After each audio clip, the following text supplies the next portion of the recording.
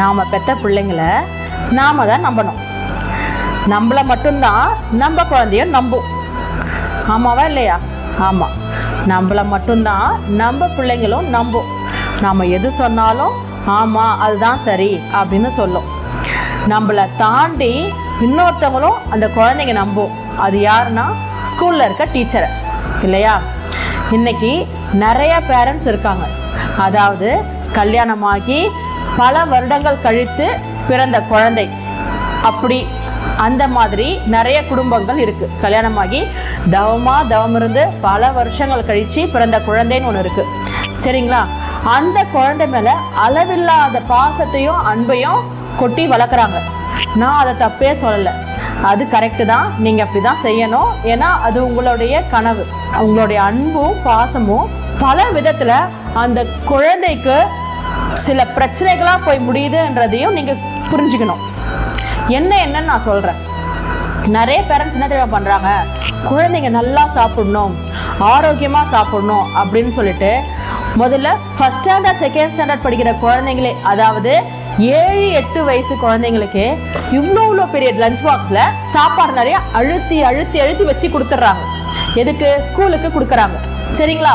அதே போல் ஸ்நாக்ஸுன்ற பேரில் ஒரு பெரிய டப்பா நிறையா சுண்டலோ முந்திரி பருப்போ பாதாம் பருப்போ போட்டு அதையும் கொடுத்து விட்டுறாங்க. கொடுத்துட்டு அந்த குழந்தை ஸ்கூலுக்கு அதை எடுத்துகிட்டு போகுது. அம்மா என்ன வச்சுருக்காங்கன்னு தெரியாமல் எடுத்துகிட்டு போகுது. எடுத்துக்கிட்டு போய் அங்கே ஸ்நாக்ஸ் ஃபுட் அந்த டப்பாவை திறந்தா அவ்வளோ ஸ்நாக்ஸ் இந்த டப்பா நிறையா இருக்கும். அங்கே இருக்க டீச்சர் என்ன இன்ஸ்ட்ரக்ஷன் கொடுப்பாங்க, ஸ்நாக்ஸை மிச்சம் வைக்காமல் சாப்பிடணும் அப்படின்னு சொல்லிட்டு. இப்போது அந்த குழந்தை டீச்சருக்கு பயந்து என்ன பண்ணும், முழு ஸ்நாக்ஸையும் சாப்பிட முடியாமல் சாப்பிடும். சாப்பிட்ட ஒரு மணி நேரத்துலையோ இல்லை 1.5 மணி நேரத்துலையோ லஞ்ச் பிரேக்கு வந்துடும். மறுபடியும் மதிய சாப்பாடு சாப்பிடணும். சரிங்களா? அந்த மதிய சாப்பாட்டில் பார்த்தீங்கன்னா எல்லா விதமான சாப்பாடும் வச்சுருப்பாங்க. முட்டை, நான்வெஜ் சாப்பாடாக இருந்தால் நான்வெஜ், இல்லையா பொரியல். நம்ம பொண்ணு ஒரே நாளில் வளர்ந்து பெரியவளாக ஆயிடணும், ஆரோக்கியமானவளாக ஆயிடணும்னு சொல்லிட்டு ஒரு டப்பா நிறையா பொரியல், ஒரு டப்பா நிறையா சோறு கொடுத்துருவாங்க. அப்படியும் அந்த டீச்சர் என்ன சொல்லுவாங்க, ஃபுட்டை வேஸ்ட் பண்ணாமல் சாப்பிடுமான்னு சொல்லிடுவாங்க. அந்த குழந்தை அப்போ தான் காலையில் சாப்பிட்ட ஸ்நாக்ஸே தெரிச்சிருக்காது. அதுக்கு முன்னாடி அவங்க அம்மா வேற காலையில் ஒரு டம்ளர் நிறைய பாலையும் கொடுத்து குடிக்க வச்சு ஸ்கூலுக்கு அனுப்பியிருப்பாங்க. அதையும் சாப்பிட்டு அந்த ஸ்நாக்ஸையும் சாப்பிட்டு கிளாஸ்ல அந்த குழந்தை உட்காந்துக்கிட்டே இருக்கு. நல்லா யோசிச்சுக்கோங்க, கிளாஸ் அந்த குழந்தை உட்காந்துக்கிட்டே இருக்கு. லஞ்ச் பிரேக்ல சாப்பிட முடியாம அந்த சாப்பாட்டையும் சாப்பிடும். திணற அந்த ஸ்பூன்ல எடுத்து அந்த குழந்தை சாப்பிடும் பொழுது அந்த குழந்தையோட முகத்தை நீங்க பார்க்கணும். அதாவது இந்த சாப்பாடு அப்படியே மூடி வச்சா டீச்சர் திட்டுவாங்களோன்னு பயம். சரிங்களா? எடுத்துன்னு போய் தெரியாம டஸ்ட்பின்ல கொட்டிட்டா பக்கத்துல இருக்க பசங்க பார்த்து டீச்சர் கிட்ட போய் சொல்லிடுவானோன்னு பயம். இல்ல சாப்பிடாம மூடி அப்படியே எடுத்துன்னு போனா வீட்டுல இருக்க அம்மா அடிப்பாங்களோ திட்டுவாங்களோன்னு பயம். அந்த குழந்தை ஏங்க தேவையில்லாம பயப்படணும்? அது அந்த உடம்புக்கு தெரியும் எவ்வளோ சாப்பாடு உள்ள போனா போதும்ன்றது இல்லைங்க. அந்த குழந்தைகிட்ட டீச்சர் சொல்லி அனுப்புவாங்க, நாளையிலேருந்து இவ்வளோ சாப்பாடு எடுத்துகிட்டு வராதுமா, கொஞ்சமாக எடுத்துகிட்டு வான்னு. அந்த குழந்தையும் போய் வீட்டில் சொல்லும், அம்மா என்னால் சாப்பிட முடியல, நீ கொஞ்சமாக கொடுமா அப்படின்னு சொல்லி கேட்கும்.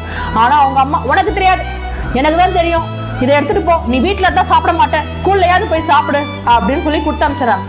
சரி, அந்த குழந்தை சாப்பிட்டு வாந்தி எடுத்து மறுபடியும் சாப்பிட முடியாமல் திணறுதேன்னு சொல்லி அந்த டீச்சரு, சரிம்மா நீ மூடி வச்சிரு, சாப்பாடு மீன் தான் பரவாயில்ல, மூடி வச்சிரு, மூடி வைக்கவும் சொல்லிடுறாங்க. வீட்டுக்கு அந்த லஞ்ச் பாக்ஸ் போய் பேரண்ட் அதை பார்த்துட்டு அடுத்த நாளே கிளம்பி வராங்க. என்ன தெரியுமா சொல்றாங்க, என் குழந்தை படிக்கலைனாலும் பரவாயில்ல, சாப்பிட வச்சு அனுப்புங்க, அது போதுங்க, எனக்கு அவளோட ஆரோக்கியம் தாங்க எனக்கு முக்கியம் அப்படின்னு சொல்றாங்க. எப்படிங்க அந்த குழந்தை சாப்பிடும்? குழந்தைன்றது அன்பா ஊட்டி சாப்பிடணும், சாப்பாடுன்றது விருப்பத்தோட சாப்பிடணும். இப்படி கஷ்டப்படுத்தி திணிச்சு சாப்பிட வைக்கக்கூடாது. புரிஞ்சுக்கோங்க, உங்க குழந்தைங்க எத்தனை பேருக்கு தான் பயப்படும். அந்த சின்ன வயசுல பிடிச்சா குழந்தை சாப்பிடும் தானாவே, பிடிக்கலையா மூடி வச்சிடும். சாப்பாட்டுல குழந்தைங்களுக்கு கொஞ்சம் சுதந்திரம் கொடுங்க. வீட்டில் தேவையில்லாததெல்லாம் வாங்கி கொடுக்குறோம், நம்ம வெளியே கடைக்கு கூட்டு போனா தேவையில்லாததெல்லாம் வாங்கி கொடுக்குறோம். அப்போ உங்களுடைய ஆரோக்கியம் எங்க போகுது? கேட்டால் குழந்தை ஆசைப்பட்டா வாங்கி கொடுக்குறோன்னு சொல்றீங்க. ஆனா ஸ்கூலுக்கு அனுப்பும் போது மட்டும் ஆரோக்கியமான உணவை கொடுக்குறேன், அந்த அதை என் குழந்தை முழுசா சாப்பிடணும்னு எப்படி எதிர்பார்க்குறீங்க? முடிஞ்ச வரைக்கும் டீச்சர்ஸ் அவங்களுடைய பாசமா அன்பா ஊட்டியோ இல்லை ஏதாவது பண்ணியோ குழந்தைய சாப்பிட வைக்க தான் பார்க்குறாங்க. ஆனாலும் ஒரு கட்டத்தில் அவளுடைய உடம்பு ஏற்றுக்கலை அப்படின்னா அந்த குழந்தைய சாப்பிட முடியலன்னா மூடி வைக்க தான் செய்யும். அன்னைக்கு உங்கள் குழந்தைகிட்ட பொறுமையாக கேளுங்க, ஏம்மா சாப்பாடு மூடி வச்ச, என்ன ஆச்சு? சரி, அடுத்த நாள் கொஞ்சமாக குழந்தைகிட்ட கேட்டு வைங்க. இவ்வளோ சாப்பாடு உனக்கு போதுமா? தயவு செஞ்சு குழந்தைகிட்ட டெசிஷன் கேட்க பழகிக்கோங்க. சாப்பாடு வைக்கும் போதோ சரி, பாப்பா உனக்கு இந்த தடவை சாப்பாடு போதுமா, தம்பி இங்கே பாப்பா இந்த சைடிஷ் வச்சுருக்கேன், இது உனக்கு ஓகேவா அப்படின்னு கேட்டு வைங்க. இந்த அளவுக்கு வச்சா போதுமான்னு கேட்டு வைங்க. உங்களால் சாப்பிட முடியுமா கேட்டுட்டு வைங்க. அப்போ அந்த குழந்தைக்கு என்ன தெரியும், என்ன தோணும், பரவாயில்ல நம்ம அம்மா அப்பா நம்மக்கிட்ட கேட்டு செய்கிறாங்க. இது சாப்பாட்டு விஷயத்தில் மட்டும் கிடையாது, எல்லா விஷயத்துலையுமே. ஒரு ட்ரெஸ் எடுக்க போகிறதா இருந்தால் கூட, பாப்பா உனக்கு இந்த ட்ரெஸ்ஸு பிடிச்சிருக்கா கேளுங்க, பிடிச்சிருக்கான்னு கேளுங்க. பாப்பா பிடிக்கல எனக்கு இது வேண்டாமான்னு சொன்னால் வேண்டாம் எடுத்து வச்சிருங்க. அடுத்து இது பிடிச்சிருக்கான்னு கேளுங்க. அதாவது குழந்தைங்களுக்கு சுயமாக அவங்க முடிவு எடுக்கிற பழக்கத்தை சின்ன வயசுலேருந்தே கொண்டு வாங்க. அவங்க கிட்ட கேளுங்க, இது உனக்கு அப்படியே அந்த பிடிக்கலன்னு சொன்னாங்கன்னா ஏன் பிடிக்கல, என்ன காரணம்னு கேளுங்க. நீங்கள் உங்கள் சைடு நியாயத்தை, இல்லை பாப்பா இந்த ட்ரெஸ்ஸை போட்டால் உனக்கு அழகாக இருக்கும், கம்ஃபர்டபுளாக இருக்கும் நீங்கள் சொல்லி புரிய வைங்க. சரிங்களா? இந்த மாதிரி கான்வர்சேஷனை பெற்றவங்களும் குழந்தைங்களுக்கும் நடுவில் இருந்ததுன்னா அது ஒரு நல்ல ஆரோக்கியமான பிணைப்பை அவங்க 2 பேருக்கு நடுவுலையும் ஏற்படுத்தும். நிச்சயமாக, கண்டிப்பாக. அதே மாதிரி நிறைய குழந்தைங்க பொய் சொல்கிறதுக்கான காரணம், பெற்றவங்க கிட்ட பொய் சொல்கிறாங்க, டீச்சர்கிட்ட பொய் சொல்கிறாங்க. காரணம் என்ன?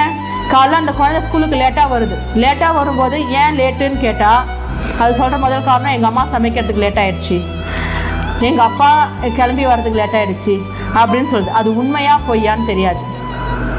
மேபி பயத்தில் கூட அது சொல்லலாம்.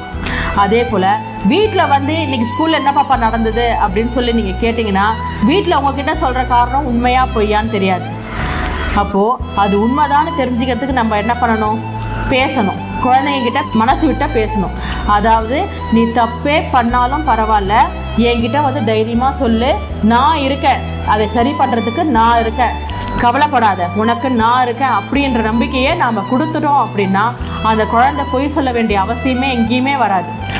குழந்தைங்க பொய் சொல்கிறதுக்கான முக்கியமான காரணம் அவங்களுடைய பயமும் தயக்கமும் தான். அந்த பயத்தையும் தயக்கத்தையும் நாம் எடுத்துட்டோம் அவங்கக்கிட்ட இருந்து, உனக்கு நான் இருக்கேன், நான் உன்னை பார்த்துக்குவேன் அப்படின்னு நம்ம நம்பிக்கையை கொடுத்துட்டோம்னா அந்த குழந்தை என்றைக்குமே இப்போ நம்மக்கிட்ட பொய்யும் சொல்ல மாட்டாங்க. நிறைய பிரச்சனைகளை நாம் இதிலேருந்து தவிர்த்துருக்கலாம்.